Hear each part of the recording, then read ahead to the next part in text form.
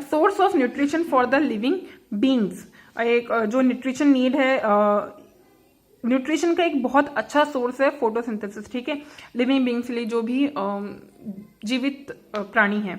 Photosynthesis the process that produce food for plant. Photosynthesis जो process है वो क्या करता है, प्लांट्स में फूड प्रोड्यूस करता है। These plants is turn serve as food for the other organism, और जो ये प्लांट्स है ना वो दूसरे जितने भी ऑर्गेनिज्म हैं उनके लिए फूड बनते हैं, ठीक है। तो इसका बेसिक जो इंपॉर्टेंस हुआ ना वो क्या हुआ कि फोटोसिंथेसिस सारे जितने भी ऑर्गेनिज्म हैं उनके लिए एक बेस का काम जो है वो फोटोसिंथेसिस प्रोसेस के थ्रू ही होता है, ठीक है।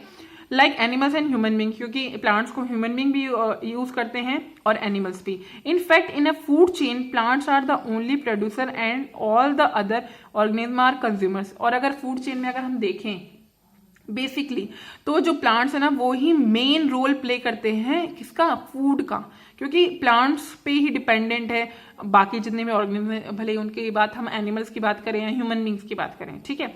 Thus we can say all the organism are dependent on plants, इसलिए हम कह सकते हैं कि जितने भी ऑर्गेनिज्म है ना वो सब पूरी तरीके से किस पे डिपेंड है, प्लांट्स पे। हार्बिवोरस एंड ओमनिवोरस डायरेक्टली नहीं, कॉर्निवरस इनडायरेक्टली, हम चाहे डायरेक्टली हो चाहे इनडायरेक्टली हो। जैसे हम अगर कहें कि अगर हम कोई इंसान प्लांट्स के मतलब वेजिटेरियन है तो वो प्लांट्स के पार्ट्स को कंज्यूम करेगा, ठीक है, तो वो डायरेक्टली हो गया।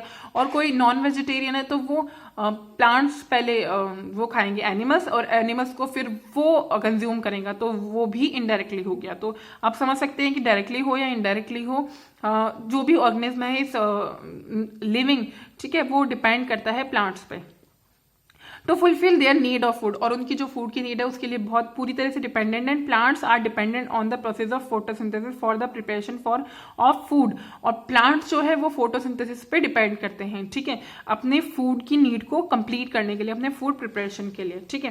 जैसे इसमें बताया गया है कि किस तरह से डिपेंडेंट होते हैं। Okay, now next one is maintaining balance between oxygen and carbon dioxide.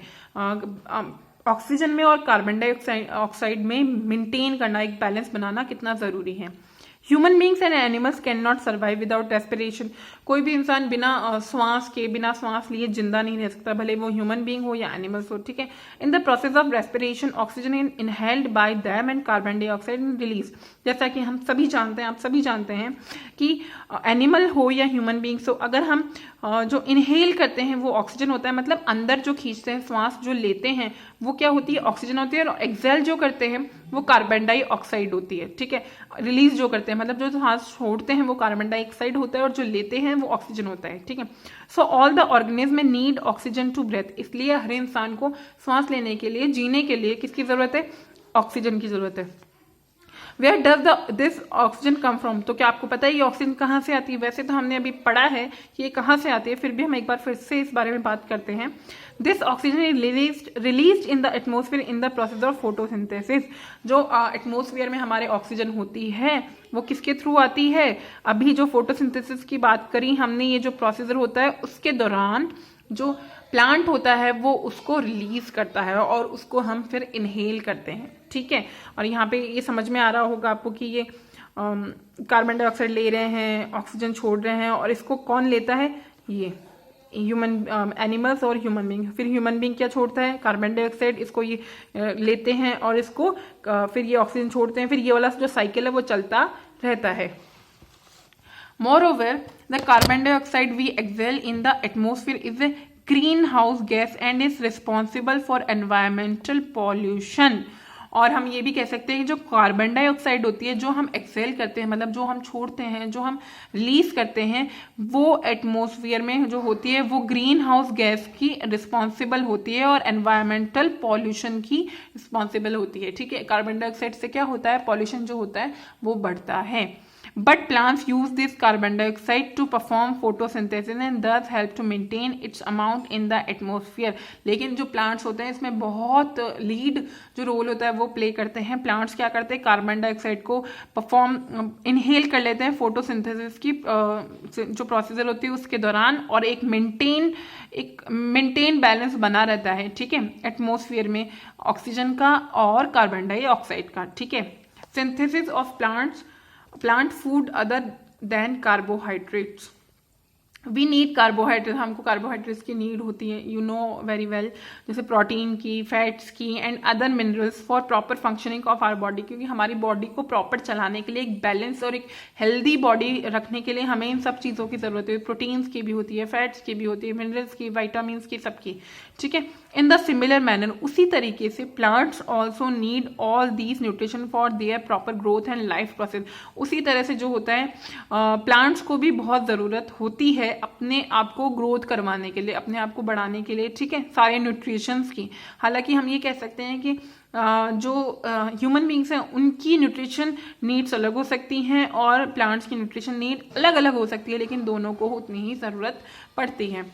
We have just read the plant synthesis carbohydrates by photosynthesis, जैसे जैसे अभी हमने पढ़ा है, अभी हमने सिंथेसिस की जो प्रोसीजर होते हैं, सिंथेसिस और कार्बोहाइड्रेट्स हमको किससे मिलते हैं, फोटोसिंथेसिस की जो प्रोसीजर होती है उसके through.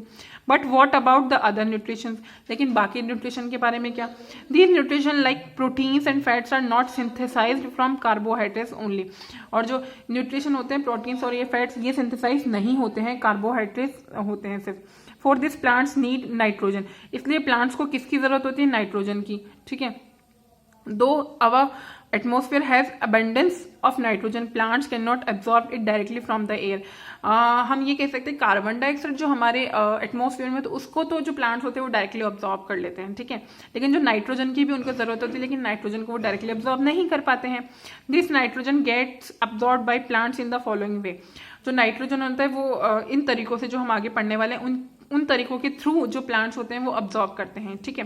First one is certain bacteria are present in the soil called nitrogen fixing bacteria, जो कुछ ऐसे बैक्टीरिया होते हैं जो सॉइल में, मतलब मिट्टी में होते हैं, उन्हें बोलते हैं नाइट्रोजन फिक्सिंग बैक्टीरिया, ठीक है। That convert atmospheric nitrogen into nitrogen compounds like nitrates. अब ये जो बैक्टीरियाज होते हैं, ये जो एयर में जो नाइट्रोजन होती है उसको कन्वर्ट कर देते हैं किसमें? इन नाइट्रोजन कंपाउंड्स में, और जैसे नाइट्रेट्स में कर देते हैं। अब nitrates are soluble in water, thus they can be absorb by roots along with water. अब नाइट्रेट जो होते हैं ना वो सॉल्यूबल होते हैं वाटर में, ठीक है। इस तरीके से इसकी वजह से ही क्या होते हैं, जो रूट्स होती हैं प्लांट की, वो वाटर के थ्रू, वाटर में घुल जाने के बाद क्या होता है, तो वाटर के थ्रू वो ऑब्जर्व कर ली जाती हैं प्लांट्स में, है ना, प्लांट्स एब्जॉर्ब कर लेते हैं। समझ में आ गया होगा, एक बार फिर से मैं बता देती हूँ कि कुछ ऐसे बैक्टीरियाज होते हैं हमारी सॉइल में जिन्हें बोलते हैं नाइट्रोजन फिक्सिंग बैक्टीरियाज, वो कन्वर्ट कर देते हैं नाइट्रोजन को, ठीक है, नाइट्रेट में, और फिर नाइट्रेट जो होता है वो क्या होता है, वाटर में मिलने वाला होता है, जो वाटर में मिलके जब प्लांट्स वाटर ले रहे होते हैं, वाटर ऑब्जर्व कर रहे होते हैं, तो वाटर ऑब्जॉर्व करने के साथ साथ वो नाइट्रेट्स भी प्लांट्स में अब्जॉर्ब हो जाते हैं, ठीक है। Farmers add manure and fertilizer to the soil, farmers भी है ना बहुत सारे फर्टिलाइजर्स यूज करते हैं सॉइल में, जमीन में, ठीक है, आपको जैसे पिक्चर में दिख रहा है, आप जानते भी होंगे। These are rich in nitrogen, और ये जो फर्टिलाइजर होते हैं इनमें बहुत ज्यादा नाइट्रोजन वैल्यू ज्यादा होती है, ठीक है। पोटेशियम होता है and other minerals which dissolve in the water and are taken by roots, और ये जो इसका छिड़काव भी कर देते हैं क्रॉप्स में, ठीक है, प्लांट्स में, और जिससे क्या होता है जो इनकी नीड होती है, नाइट्रोजन नीड होती है, वो फुलफिल हो जाती है प्लांट्स की। Okay, now third one is and last one, in the roots of leguminous plants like peas, grams, और जो लेग्यूमिनस प्लांट्स होते हैं लाइक जैसे मटर हुआ और ग्राम हुआ, ऐसे ए बैक्टीरिया राइजोबियम इज फाउंड, इनमें क्या होता है, एक बैक्टीरिया होता है rhizobium, this converts atmospheric nitrogen into A soluble form, और ये क्या करता है, इनको जो नाइट्रोजन को होता है एटमोस्फेयर में जो नाइट्रोजन है उसको एक सॉल्युबल फॉर्म में कन्वर्ट कर देता है, so that these plants can absorb the same. और इसी तरीके से जैसा हमने सबसे पहले पढ़ा था कि बैक्टीरिया जो होता है वो उसको सॉल्युबल बना देता है और वाटर के थ्रू वो प्लांट्स में ऑब्जर्व हो जाता है, तो यही तरीका इसमें होता है, ठीक है। So I hope you all understand और you all like this chapter. That's all for today. Bye bye.